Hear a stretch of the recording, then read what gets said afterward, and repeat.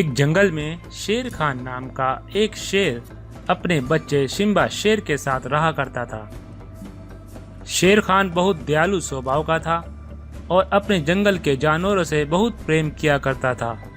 शेर खान जंगल में किसी भी तरह का नुकसान नहीं पहुंचाता था। एक बार कहीं से एक बहुत ही खतरनाक और जालिम बाघ का झुंड इस जंगल में आ जाता है और उन्होंने आते ही इस जंगल में शिकार करना शुरू कर दिया था।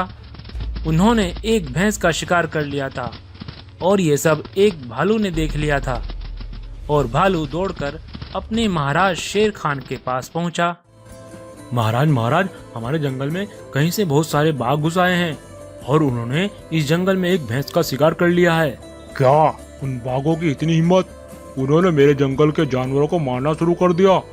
भालू, तुम मेरे बेटे सिम्बा का ध्यान रखना, मैं जाकर देखता हूँ उन बाघ को। तब शेर खान उन बाघ के पास जाने लगता है और पीछे पीछे भालू सिम्बा भी चलने लगते हैं। तब शेर खान उन बाघ के पास आया और बोला, अरे तुम सब कौन हो और यहाँ मेरे जंगल में क्या करने आए हो? हा हा हा हा, हम यहाँ तुम्हारे जानवरों का शिकार करने आए हैं। अगर तुम्हें तुम्हारी जान प्यारी है तो हमारे रास्ते से हट जाओ। नहीं, मैं तुम्हें ऐसा हरगिज नहीं करने दूंगा। अच्छा तो ये बात है, लगता है पहले तुम्हारा ही काम तमाम करना होगा। तब सभी बाघ ने मिलकर शेर खान पर हमला कर दिया और शेर खान को जान से मार डाला। ये सब शेर खान का बेटा सिम्बा भालू के साथ एक पेड़ के पीछे खड़ा देख रहा था। ये देखकर सिम्बा भालू से कहता है, भालू चाचा, इन दुष्ट बाघ ने मेरे पिताजी को मार डाला। हाँ बेटा, तुम घबराओ नहीं, मैं तुम्हारी देखभाल करूंगा और तुम्हें पाल पोस कर बड़ा करूंगा। हाँ चाचा, जब मैं बड़ा हो जाऊंगा तो इन बाघ से अपने पिताजी का बदला जरूर लूंगा। अब कुछ साल बीत जाते हैं और सिम्बा बड़ा हो जाता है। अब सिम्बा उन बाघ के जंगल में जाता है और वहां जाकर उनसे मिलता है। तब उनमें से एक बाघ बोला, अरे सफेद शेर, तुम कौन हो और यहाँ मुंह उठाए चले आ रहे हो? क्या तुम्हें अपनी जान की परवाह नहीं है? नहीं महाराज, मैं बहुत दूर जंगल से आया हूँ, मुझे आप सबकी मदद चाहिए। मदद? कैसी मदद, बताओ हमें। मेरा नाम सिम्बा है। दरअसल मेरे पिताजी को उस जंगल के कुछ शेरों ने मार डाला और मैं अपनी जान बचाकर यहाँ पर आ गया।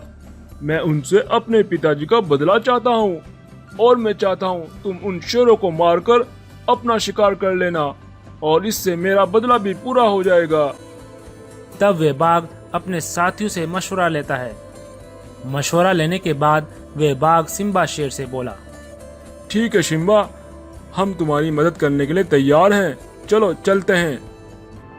नहीं महाराज, अभी समय नहीं आया है वहाँ जाने का, हम कुछ दिन बाद वहाँ पर जाएंगे, इतना मैं तुम्हारे साथ ही रहूंगा।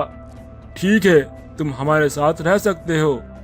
अब कुछ दिन सिम्बा इन बाघ के पास ही रहने लगता है और एक दिन सिम्बा एक बाघ के पास जाता है और बोलता है, अरे बाघ, यहाँ पर बैठे बैठे तो बोर हो रहे हैं, चलो जंगल में कहीं टहलाते हैं।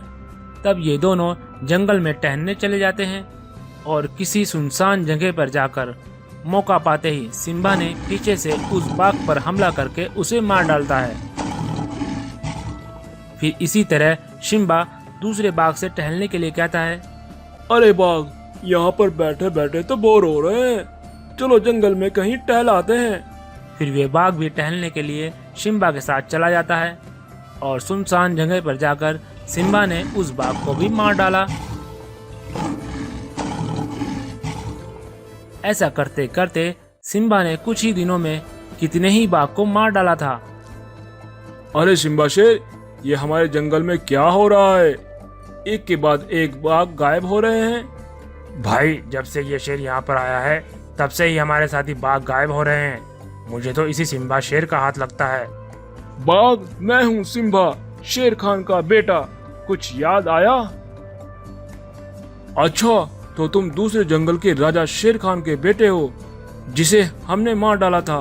हाँ, मैं उसी शेर खान का बेटा हूँ और मैंने कसम खाई थी कि मैं अपने पिताजी का बदला लेकर रहूंगा। और अब मैं तुम दोनों को मारकर अपना बदला पूरा कर लूंगा। तब वे दोनों बाघ भागने लगते हैं, लेकिन सिम्बा गुस्से में आकर उन दोनों बाघ पर जोरदार हमला कर देता है और ये दोनों बाघ यहीं पर मर